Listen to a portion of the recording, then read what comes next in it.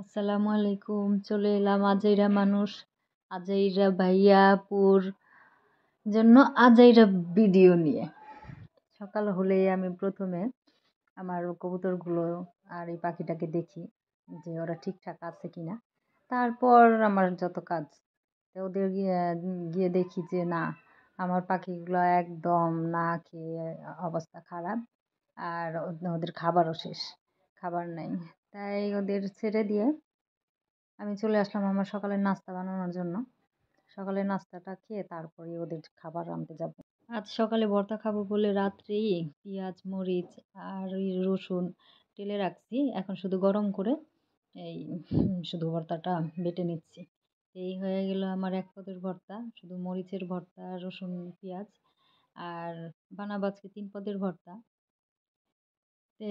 পাটা পোছা ভাত খাইতে সত্যিই মজা, কিন্তু আগের মতো টেস্ট নাই।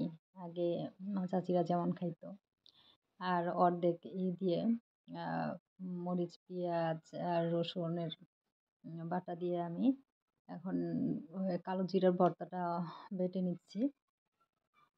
আমার খুব ভালো লাগে এই কালো জিরার ভর্তাটা।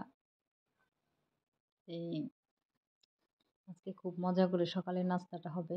এটা আমি পাটা বেটে ভাত খেয়ে নিচ্ছি। খাওয়ার পরে কি হয়েছে, মেয়ে আমার এসে বলে যে তুমি খাইছো, আমারে তো দিলা না, এটা কেমন লাগে, এটা স্বাদ। তো বলতেছে, তা আমি বললাম যে ঠিক আছে, তুমি আরেক দিন খেও। এখন আমি আবার পেঁয়াজ বেরেস্তা করে নিচ্ছি আলু ভর্তার জন্য। আলু ভর্তার মধ্যে এই বেরেস্তা করে নিলে কি হয়, ঘ্রাণটা ভালো আসে, কালারটা সুন্দর আসে। তাই আলুর ভর্তাটা বানিয়ে নিলাম। নেওয়ার পরে এখন আমি খাবারটা খেয়ে তারপর বাকি কাজগুলো করব। এই মাছের ঝোল আর 3 পদের ভর্তা, এই তো খাওয়া আমার। লাল ভাত, কালো ভাত, সাদা হলুদ সবটা মিক্স করে খাচ্ছি। ভালোই লাগে কালারগুলা। ভর্তা ভাত দিয়ে খাইলে কি সাদা ভাতটা এক এক কালারের হয়, দেখতে ভালো লাগে। আলুর ভর্তাটা খুব মজা হয়েছে আজকে অন্যান্য ভর্তা থেকে।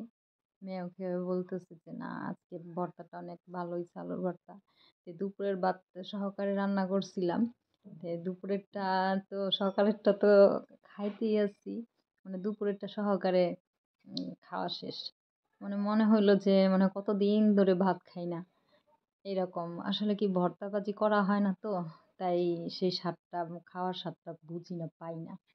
তো বারবারই আমি ভাতটা নিতেছি, আমার মনে হইতেছে যে আমি দুপুরে আর খাইতে পারবো না।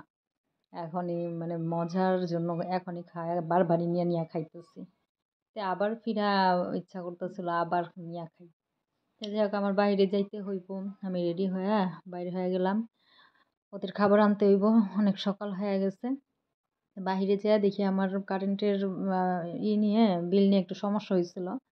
তো অন্য কারণে লোকগুলো আসছে, তো লোকগুলোর সাথে আমি ঝগড়াঝাটি করলাম যে কেন এরকম এত বিল আসে, মানে যেই বিল আসার কথা তার চেয়ে এত কেন বিল আসে। তো অনেকক্ষণ যে চিল্লাচিল্লি করলাম। করার পরে দেখলাম যে না, আজকে বন্ধের দিন, ওরা আসছে অন্য কাজে, এখন আমার এটা নিয়ে মানে তাদের মাথা ব্যথা নাই।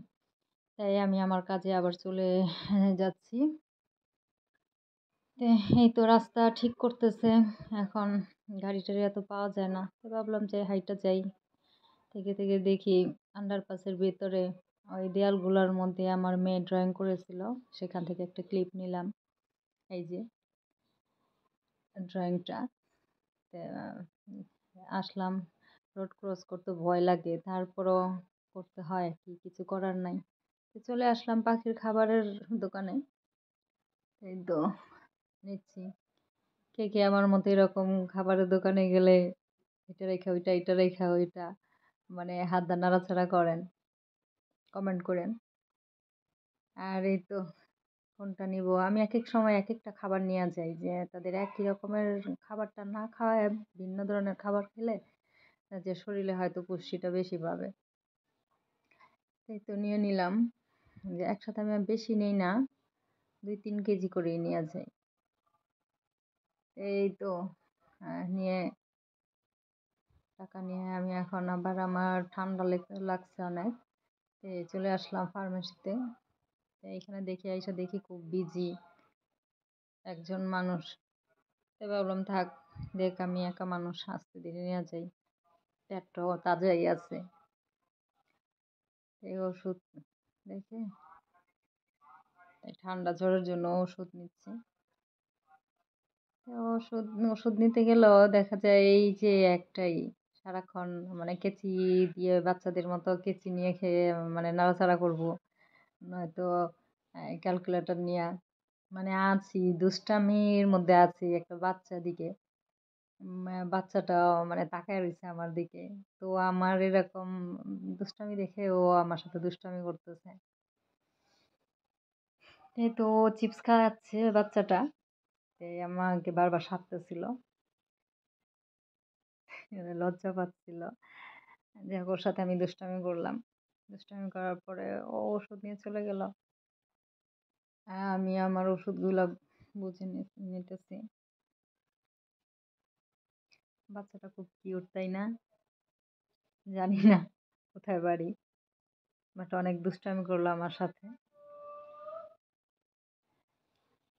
এই তো সবার ওষুধ দিতেছে, আমার ওষুধটা নিতেছি। এখন সিজনটা এমন অবস্থা পড়ছে যে মানে ঘরে ঘরে ঠান্ডা জ্বর, ফার্মেসিতে সব জায়গাতেই শুধু ঠান্ডা ঠান্ডা ঠান্ডার ওষুধ। আমিও নিয়ে চলে যাচ্ছি, আমারটা দেওয়া শেষ। চলে আসলাম গাছ, এই গাছের নেশা। ওই আমার মুরগিটা একটা গাছ খেয়ে ফেলছে। এখন আমি আরেকটা নিতে চেয়েছিলাম, উনি বলতেছে না 1 টাকা কম দিবে না, কম দিবে না। এতটা নেওয়ার ইচ্ছা ছিল না, এই জন্য নেই যে না আরো একটু করে জায়গা করে আরো কিছুটা গাছ লাগাবো, তো তখনই নিয়ে যাব। চলে আসলাম, ওইখান থেকে চলে এসে আমি বেলের দোকানে আসলাম। বেলের সিজনে বেল না খেলে ভালো লাগে না, কারণ থাকে কয়েকটা দিন, বেশি দিন থাকে না সিজনের ফলগুলা। আমি বেল নিয়ে লোকটাকে বললাম যে আমার বেলটা করে দিতে, বানায় দিতে। ওরা যেভাবে বানায় দেয় সেইটা খুব ভালো লাগে খাইতে। বাসায় বানাইলে বাসার একটা ফিল আসে। এই লোকটা বেলেরিটা আমাকে বানায় দিল। আর কি, মেয়েটা খুব পছন্দ করে, আমার এত পছন্দ না বেল, কিন্তু মেয়ে পছন্দ করে, তাই মেয়ের জন্যই একটা নিয়ে নিলাম বানায়। এই তো কত সুন্দর বেল, বড় বড় বেলগুলা, এক একটা 50 টাকা করে। এক আন্টি এসে এগুলো নিতেছে, আমি দাম এগুলো জিজ্ঞেস করলাম। হ্যাঁ, তো চলে আসলাম, চলে আসে দেখি যে এক আপু এদিকে এগুলো বিক্রি করতেছে। কখনো খাই নাই, সব সময় দেখি যে এখানে ভিড়। এই তো দেখি শেষ করে এসে একটা ফুল ঝাড়ু নিলাম। রাস্তা ভাঙা, গাড়ি ঘোড়া উঠতে পারে না, কত যে কষ্ট, কি যে অবস্থা। আমি হেঁটে হেঁটে চলছি রোদ্রে। আমার হেঁটে আসতেই ভালো লাগে, বাইরে তো যাওয়া হয় না, এতটুকু যদি না হাঁটি শরীরের জন্য ভালো হবে না। এই তো চলে আসলাম বাসায়, বাসায় একটু কাজ আছে, কারণ সকাল থেকে এই কাজগুলো শুরু হয়, সকালের কাজটা শেষ হয়েছে, সারাদিনের কাজই রয়েছে।